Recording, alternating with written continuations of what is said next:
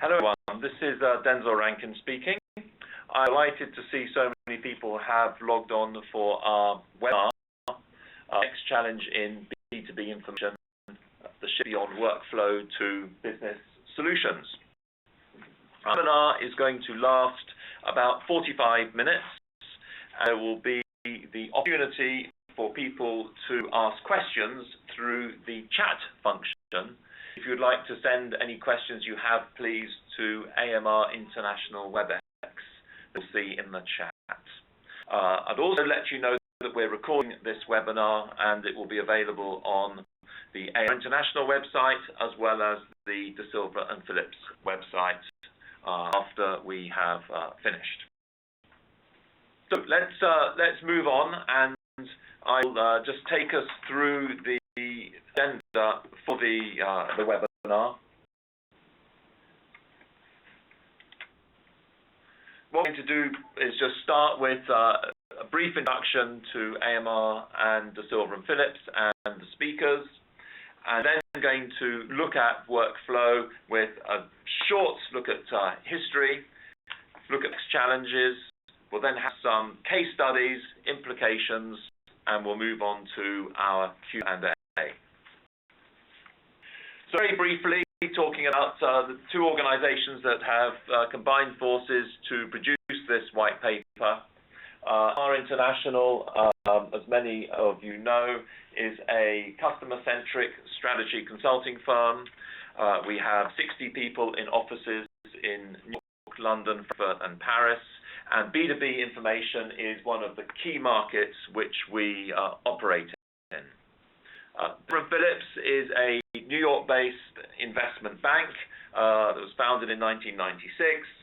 Is very strong in business information deals and has conducted about 250 transactions since the firm was founded. Move on briefly to who the speakers are. I'm Denzel Rankin, Executive Chairman of AMR International, and I founded AMR in 1991. We also have, delighted to say, Jay Patel, who leads AMR's B2B information practice on the webinar as well. Good morning. And we also have Ken Hurst with Desilva Philips, who also spent a considerable period of time beforehand with Dow Jones. Thank you. Good to meet you. So that's kicks off and gives you an idea as to who we are and who the speakers are.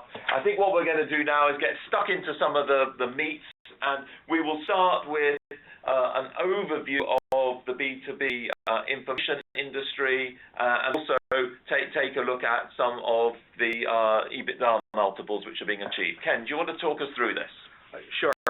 Over the past decade or so, most B2B publishers have taken their content and tried to put it into their customers' workflow, whether that's through their web, their own tools, APIs, web services. They'd be on the screen that the customer is using and integrated with the other information that the customer uses to do its job and make decisions.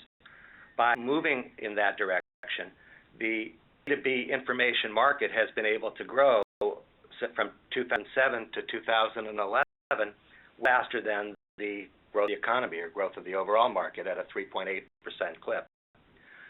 We think that it can continue to grow faster than the economy, even as the economy gets a little bit stronger over the 2011 to 2015 periods.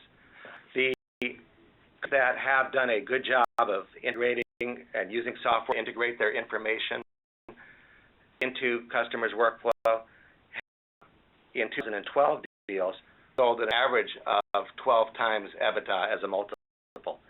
People who are still primarily content but without the quality tools have sold an average of 7 times EBITDA. So a huge amount of value that can be created by using technology to get your content into people's workflows.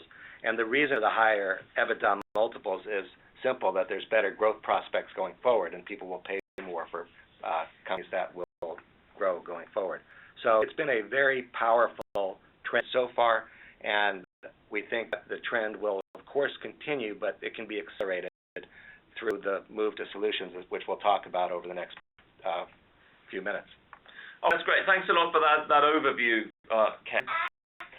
Why don't we now look at some of the sort of the overall trends within B2B information? We won't spend too long on the history, but it's just useful to look at that transition. And Jay's just going to talk us through what we see as being the B2B information product progression over time. Thanks, Denzel.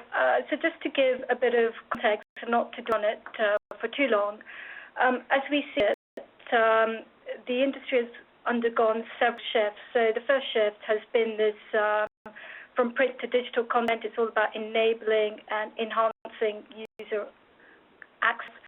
And with that, there's been additional shifts to improve the user experience by enhancing the search functionality. The next major shift has been focused on making the user workflows more efficient and more effective through the provision of tools and software. So, for example, predictive analytics.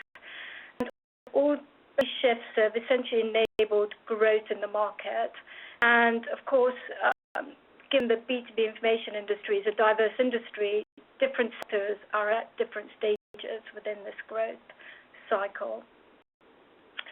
I mean, we believe that there is still scope for growth from workflow and tools. However, we think it will slow. Again, as I said, it will depend on the sectors. We think that the next major growth shift beyond workflow will be on solutions that are aligned with business solutions. And the point to stress is that this is not necessarily the goals of the users or the users' workflows themselves, but are in fact information solutions that are focused on the overall business goals, which the workflows are linked into. This phenomena is not new in other industries. So Denzel's going to take us through some examples. Okay, no, thanks. I think it's really quite interesting to look at some other industries and see trends there as a way of setting the scene for this move we see towards solutions. And I think we're going to argue that some other industries have moved to solutions sort of a little ahead of B2B information. So the first example, it might surprise you a little bit to think that it makes sense to look at army trucks, but that's an example of where there was a shift towards solutions some considerable time ago. So just looking at it pretty simply, army trucks break down a lot, and so it used to be that soldiers were tasked with mending them. And the result was that the army had an awful lot of trucks that didn't work. So they then moved to having the bright idea of saying, well, let's get some mechanics in who aren't really soldiers. The soldiers can shoot the guns and the mechanics can mend the trucks. So there would be mechanical companies would have been fixing the trucks. This didn't really improve things much. They still found that their trucks were breaking down a lot. And the next move was for the providers of those mechanical services, or the mechanics, who were saying, well, we're not getting paid very much for this, and we're getting shouted at, and the trucks aren't working very well. They said, well, why don't you pay us for every hour that a truck works? That means that we're really motivated, we're going to operate on a different basis, and they were selling a solution, and that solution would also be sold higher up the chain. That is essentially the way in which a lot of contracts are run, a solution against performance. It's a very different industry, it's a different example, but it sets the scene for this type of move towards selling solutions. Now let's come closer to home and look at B2B advertising in B2B media. So that's a closer industry. And if we look at lead generation in particular, I think a lot of people listening will know exactly what's happened to B2B media. It has been devastated by Google, and we have moved away from cost per thousand through to cost per click, through to cost per lead. And essentially, what we're moving from is a random solution to something which is targeted and which is linked to results and solutions. So those two examples just set the scene a little bit way in which we see solutions across different industry sectors, and we think it is now increasingly important in B2B information. So if we move on, I think we want to look at some of the components that comprise the skill sets and moving towards solutions. And Jane will take us through what we call the business solution framework. To have the scope to influence business goals, a couple of things are going to happen. From a B2B information perspective, it's no longer about just selling products, but in fact it's going to be about selling a set of capabilities that can be applied to those problems. So what do we mean by this? Well, we think at the core of this, having proprietary must-have content will be extremely valuable, but we think that having these other capabilities which supplement content will be key too. So I'm going to talk you through a couple of these. So if you take technology, advanced technology, what we mean by this is the ability to normalize, integrate large sets of data, as well as the ability to visualize the data in a meaningful way. And what this then means is that it's no longer about relying on your own data, but it's having the ability to work across large data sets, both third-party data sets, such as public domain and competitor data sets, but also internal customer data. The third component, so advanced technology, content, proprietary content data, we think the third component is consulting, which is about bringing deep domain expertise. Number one, to develop the right solution for customers, or else to provide an advisory layer using proprietary data as well as internal customer data to provide bespoke analysis. A mix of these components will very much differ depending on the situation, that is the sector, the customer's business goals, the relative sophistication of the customer's technology expertise, etc.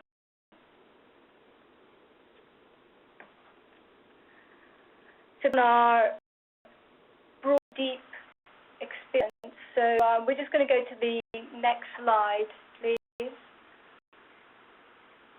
Based on our broad and deep experience in the sector, the way we see B2B information products and solutions being used is primarily in three ways. So number one, for cost risk reduction.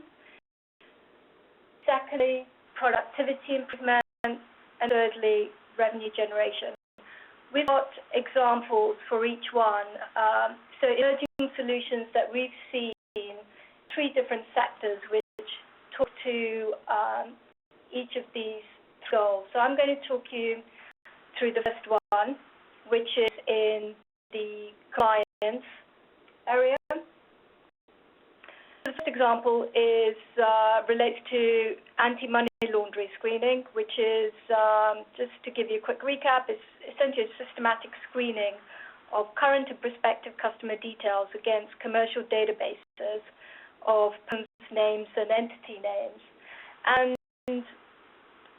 there is in terms of the current situation, there's great regulatory scrutiny and increasing volumes, which are putting increasing pressures on ML teams, and this is leading to a significant expansion in AML departments and headcount expenditure. And in terms of existing products, while there are very good quality commercial watch list databases and watch list monitoring software, and these continue to play a very important role in the effective screening,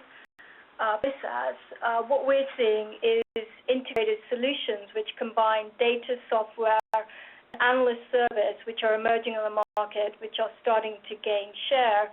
And what these integrated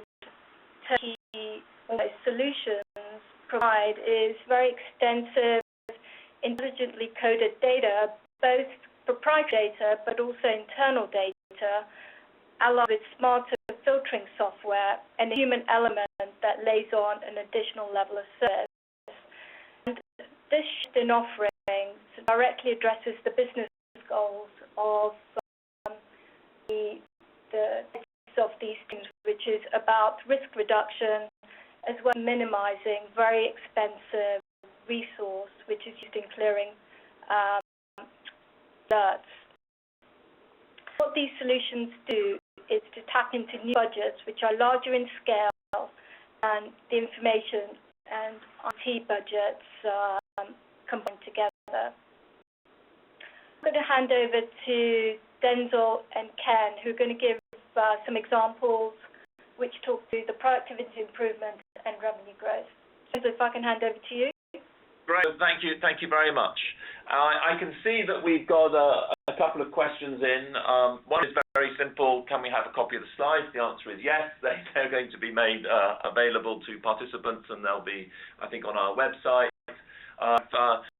A question I can see that we might come to later. So can I please just encourage anyone who wants to shoot a question in via the chat function, please do so, because we will have time for Q&A at the end. I'm going to talk about a productivity improvement case history. I'll just make it pretty short and sweet. This comes from the healthcare sector. And it's a fairly straightforward problem, which is that obviously it makes sense to have doctors spend as much time as possible treating their patients. However, what has happened in the past is doctors have had to spend quite a lot of time dealing with order sets. For those who don't know, an order set is a set of requirements for a patient according to their specific condition, which might be around various tests or drugs. And it's almost like a template, partly required to follow protocols and to reduce risk of litigation. But what doctors found was they spent a lot of time with paper systems tailoring order sets for each specific patient, depending upon their history, having to ask questions and do research around their history. Where the solution where it has moved to now are really customized order sets which are integrated with electronic health records. So what we've got here is a combination of content and technology. So the content around the information in the records, the technology is around the service, and this leads to a solution which allows doctors to spend more time dealing with their patients as they are able to move quite a lot of really the paper-based administrative burden. So that's a pretty simple productivity improvements example. There are quite a few players in the market with this. There's a company called Zinc. There's Wolters Kluwer also has a business, and so they're fairly well established. But we think it sets the scene very clearly to show how B2B innovation is moving towards solutions which drive productivity improvement. Ken's, I think, going to now give us an example in revenue growth, and this is going to come from the financial sector. Right. This is an example of a new solution that was developed by several firms that result in about, including Dow Jones, Reuters, some startups, and others, that resulted in about a $20 to $25 million of new revenue from these firms. So it was fairly significant even for large firms. Okay. News on economic releases is used to make buy and sell decisions in the securities markets. These releases come from the Labor Department in the U.S., the Commerce Department, Agriculture Department. They come from the government in the U.K., Canada, all over the world. There's probably about 250 data elements that are pieces that come out on a monthly basis. You get this news watching TV. I mean, CNBC in the U.S., Bloomberg TV around the world, and others will tell you this news actually very, very quickly. You can get it on the internet. You can also get it on market data terminals where you buy and sell stocks and have it integrated there. It can be read by the traders, analysts, and others as it comes in. But so it is in the workflow when it's in market data terminals. It's kind of just out there when it's on TV, for example. For a small segment of this market, which are large hedge funds, and actually it may seem like a small segment in terms of numbers, but in the market terms, the amount of money and the amount of trading done by large hedge funds is actually a very significant market. They don't. People at the hedge funds will read the news, but also a lot of decisions are made by computers rather than by people. So by giving the solution where the numbers are distributed in machine-readable format, high-speed networks to computers, which can trigger pre-programmed trades, you are now helping them execute trades, take the information in, and do their job. Their job is one thing: it's to make money at these hedge funds. So the results, they easily measure the results of the trade they made by getting this news and receiving it and acting on it first.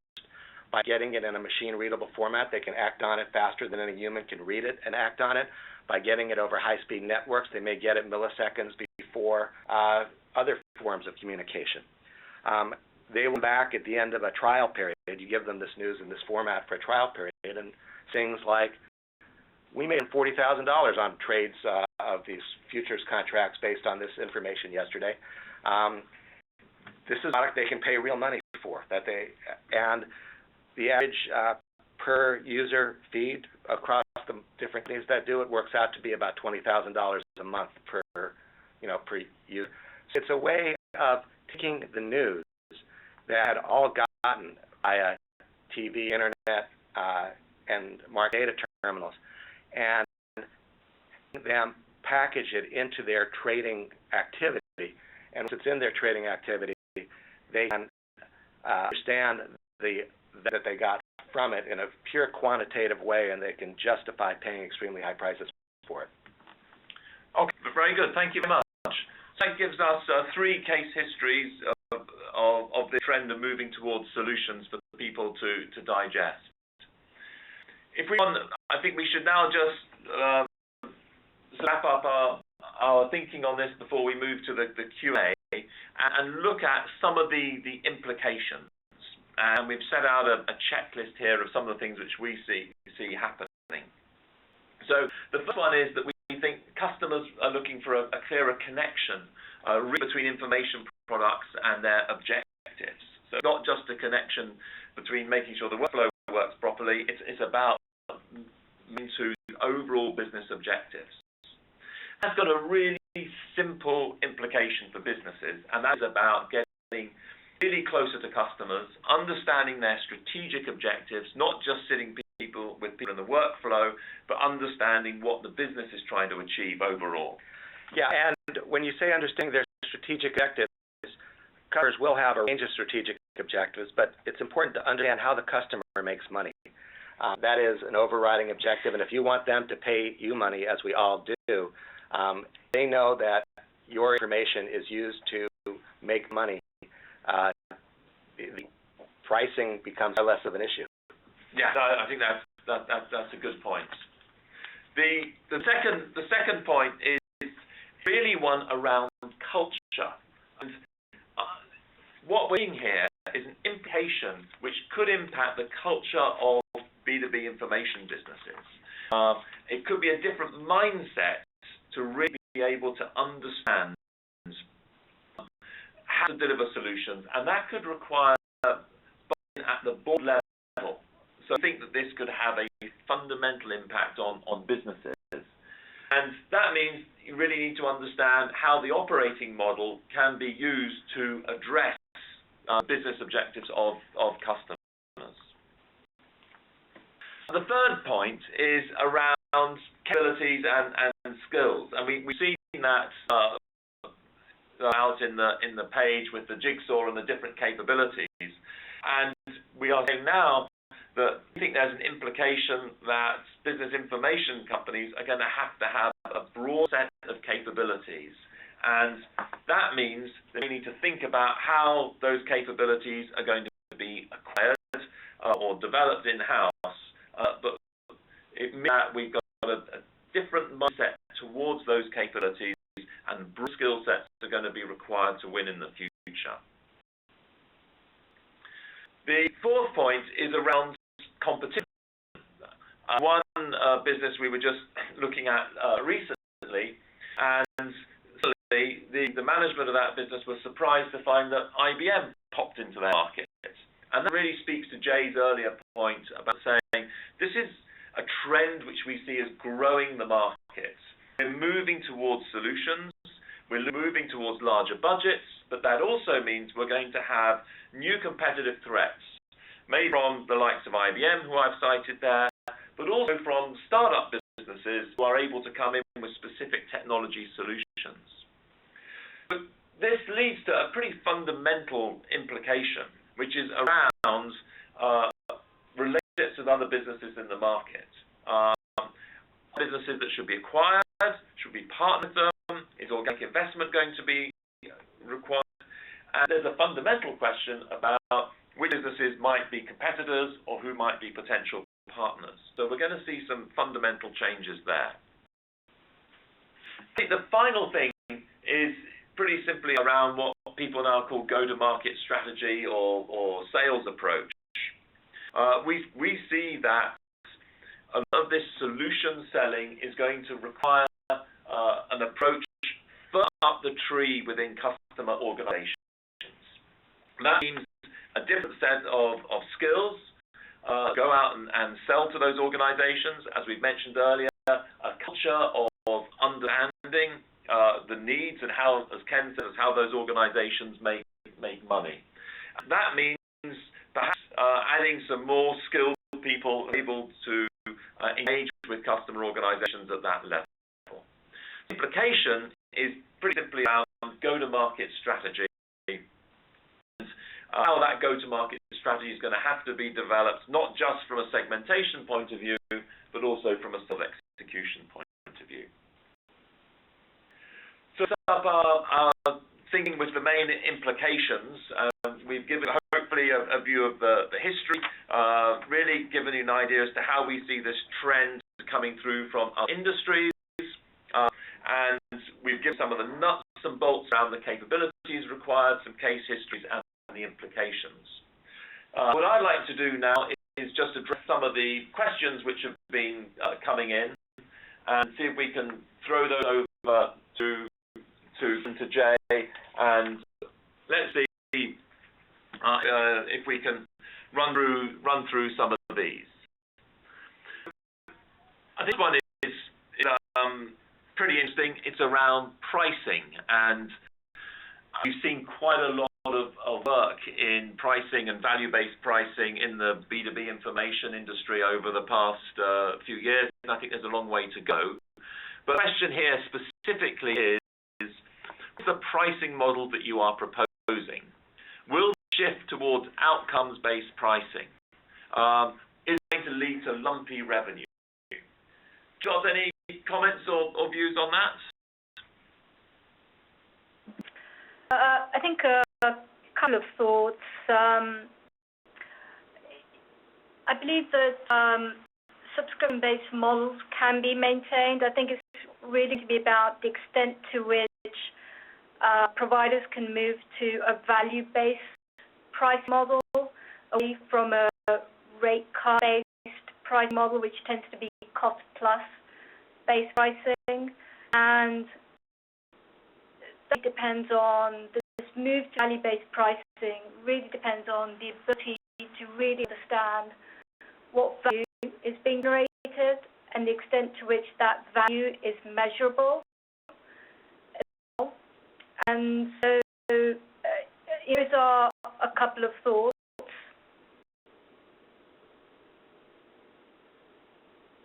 I'd also like to reinforce, I think you're absolutely right, Jay, that subscription models can be maintained through this. It's not like as you people solve their problems. To some degree, it is if you're going to achieve strategic objectives, that's not something that's lumpy. Those strategic objectives may take time to be achieved, but you can charge for subscriptions over time. An example I gave, even though the customers make on trades and the like, they're not going to give anyone a percentage of what they make on trades. You know, it just doesn't work like that. They take in a lot of information, feeds from exchanges, which they pay subscriptions on, information from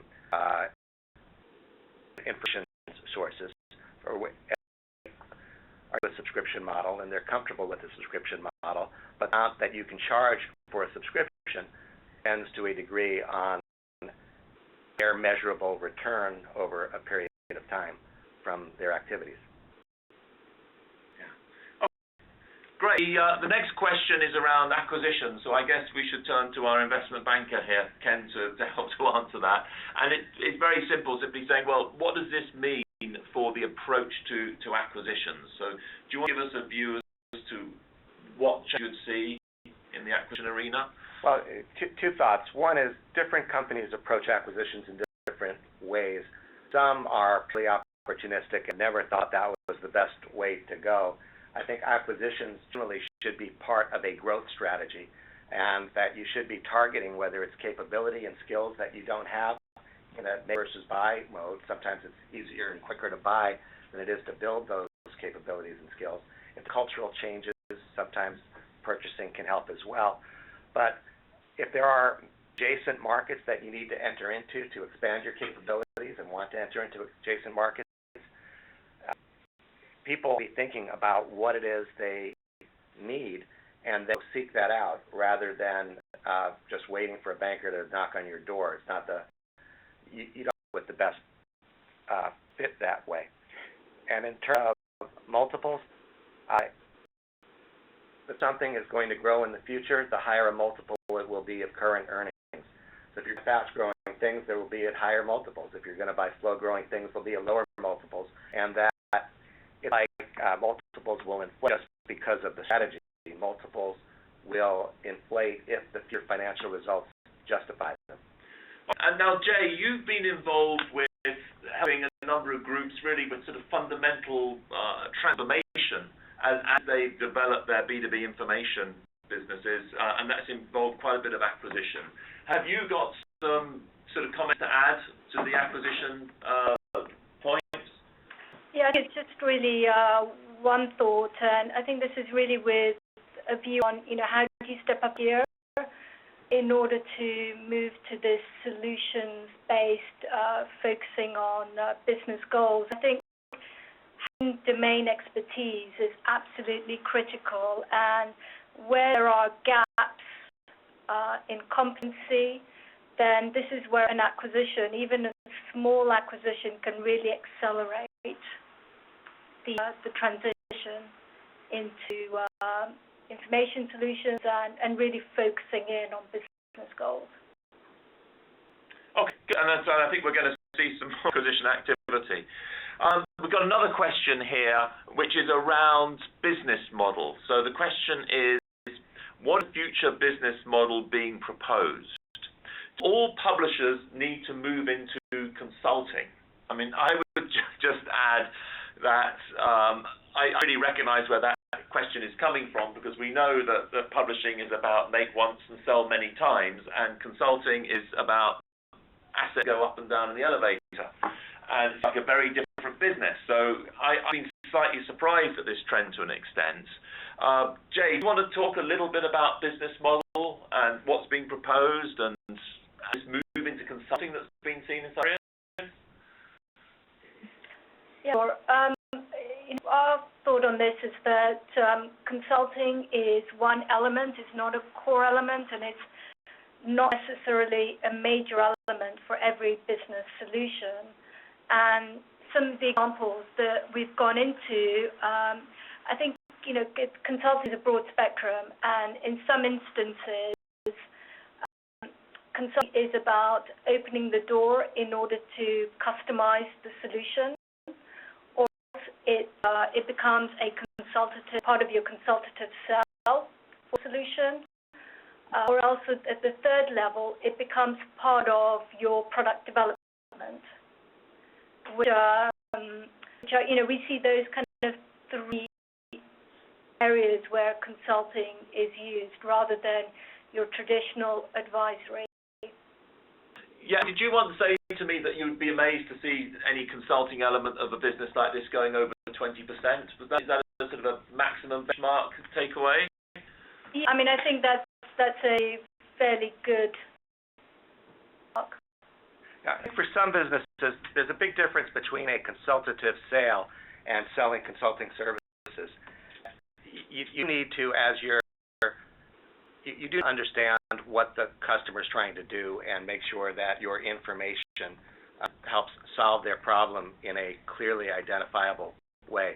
Sometimes that may need some customization or some consulting to go with it, but in a lot of cases, and perhaps for a lot of publishers with certain types of products, when you've done the consultative sale, you're just using the information you gather to make the case that the information product that you have does solve their problem and does justify the price and is something that they should allocate appropriate budgets to.